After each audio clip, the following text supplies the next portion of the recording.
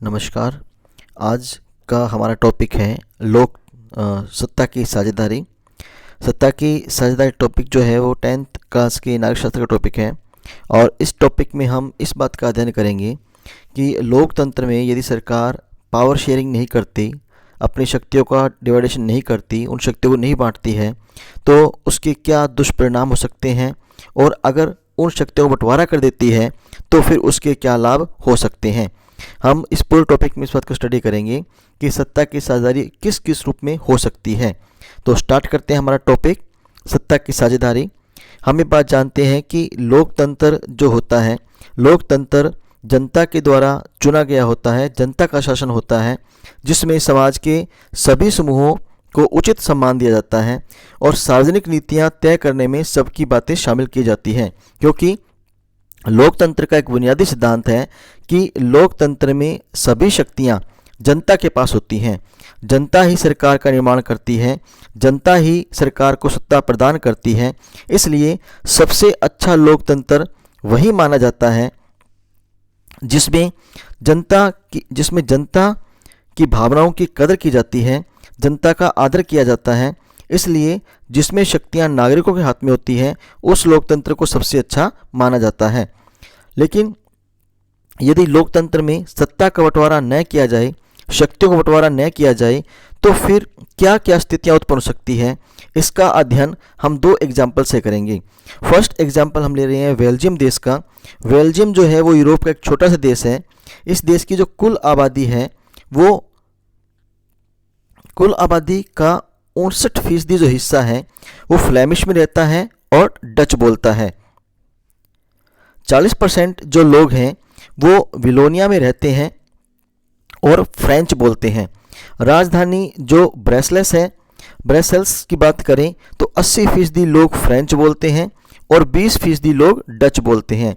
स्पष्ट है कि अगर हम बेल्जियम की बात करें तो बेल्जियम में जो डच भाषा के लोग हैं वो बहुसंख्यक में हैं और फ्रेंच भाषा के जो लोग हैं वो अल्पसंख्यक में हैं।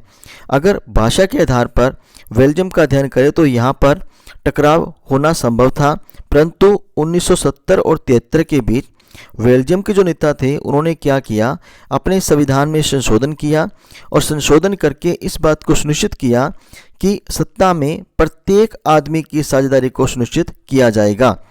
केंद्रीय जो सरकार थी उसने डच और फ्रेंच भाषा के केंद्र में मंत्रियों की संख्या भी क्या रखी, समान रखी।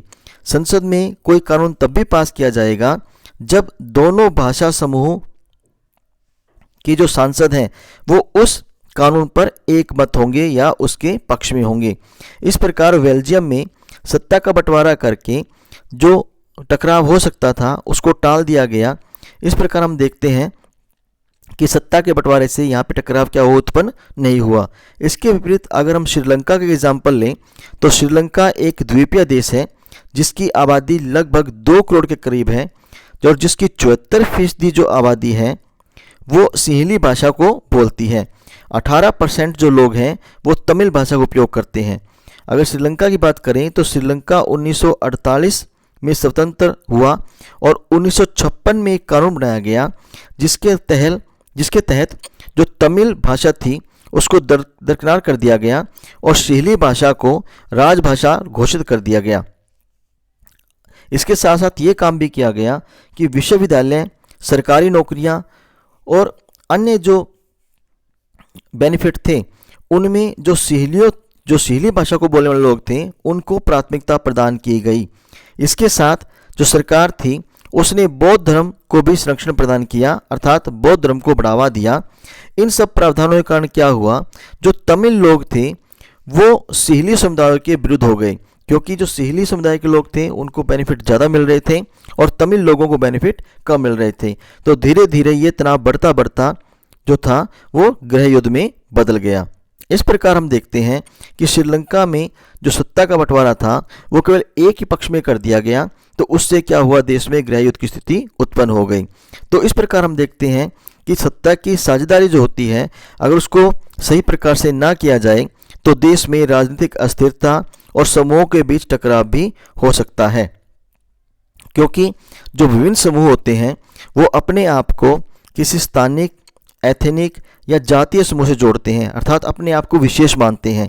क्योंकि जातीयता या एथेनिक या स्थानिक समूह की भावना क्या होती है, जिसमें जो लोग होते हैं वो अपने आप को किसी एक ही पूर्वज की संतान मानते हैं और ये विश्वास करते हैं कि उनकी शारीरिक, धार्मिक, सांस्कृतिक और भाषाई लक्षण क्या है, एक समान है, अर्थात अपने आप को दूसरों से विभिन्न मानते हैं। इस प्रकार जो एथनिक या स्थानिक की जो भावना है वो लोगों में टकराव की भावना भी उत्पन्न कर सकती है। यदि बेल्जियम की भांति सोच समझकर सत्ता का बंटवारा किया जाए, लाभ हानि जानकर सत्ता बंटवारा किया जाए, तो इस प्रकार का सत्ता जो बंटवारा होता है उसको हम युक्तिपरक तर्क कहते हैं, अर्थात सोच समझकर बंटवारा किया गया है। ऐसी सरकार जो होती है वो अपनी भागीदारी के माध्यम से सभी समूहों को शासन में जोड़ती है और कानून का पालन करती है। जब सरकार कानून का पालन करती है, कानून के अनुसार चलती है, तो उसे हम वैध सरकार भी कहते हैं। सत्ता का युक्तिपरक कारण कहता है कि सत्ता की साझेदारी से अच्छे परिणाम प्राप्त किए जा सकते हैं। इसके विपरीत जो दूसरा तर्क है वो है नैतिक तर्क। उसमें क्या होता है कि सत्ता का बंटवारा जो है वो इस आधार पर कर दिया जाता है कि प्राचीन परंपरा चली आ रही है, जिसके पास सत्ता है उसी के हाथ में सत्ता रहती है और सत्ता का प्रयोग वही लोग करते हैं। ये सत्ता का नैतिक तर्क माना जाता है। नैतिक तर्क से भी लाभ हो सकते हैं और हानियां भी हो सकती हैं, दोनों ही बातें इसमें पॉसिबल हैं। आधुनिक लोकतंत्र में यदि हम सत्ता के इन दो बंटवारों को छोड़ करके, नैतिक तर्क और युक्तिपरक को छोड़ करके अगर हम सत्ता के बंटवारे को देखते हैं तो सत्ता का बंटवारा अनेक रूप से हो सकता है।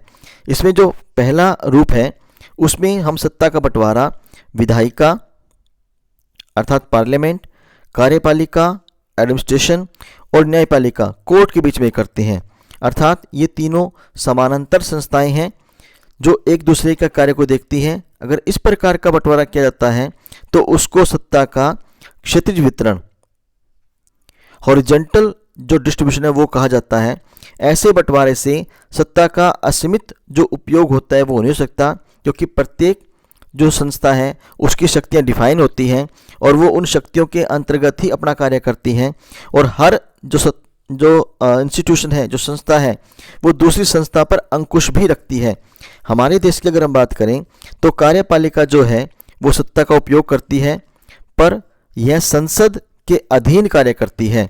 न्यायपालिका की नियुक्ति जो है वो कार्यपालिका करती है, पर न्यायपालिका ही कार्यपालिका पर और विधायिका पर अंकुश लगाती है कानून के द्वारा।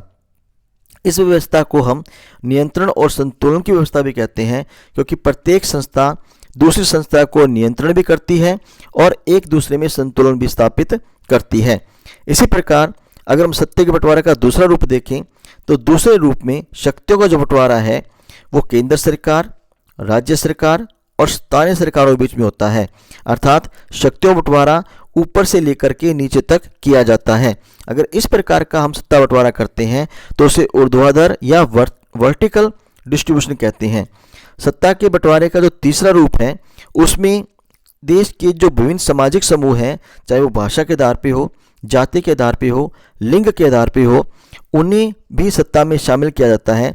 जैसे कुछ देशों में महिलाओं को सत्ता में विशेष आरक्षण दिया जाता है, जैसे भारत में अभी पंचायती इलेक्शन में जो महिलाएं हैं उनको 33% आरक्षण दिया गया है। तो इस प्रकार का जब बंटवारा होता है तो उसे तीसरा रूप है सत्ता के बंटवारे का। ये इस तरह की जो व्यवस्था होती है वो विधायिका या प्रशासन में उस समूह को एक विशेष स्थान देने के लिए की जाती है। तो सत्ता के बंटवारे के ये डिफरेंट रूप हैं जिसमें शक्तियों का बंटवारा किया जा सकता है। तो ये हमारा टॉपिक था सत्ता का बंटवारा या सत्ता की साझेदारी। अगर टॉपिक अच्छा लगे तो सब्सक्राइब कीजिए, शेयर कीजिए, लाइक कीजिए। Thank you.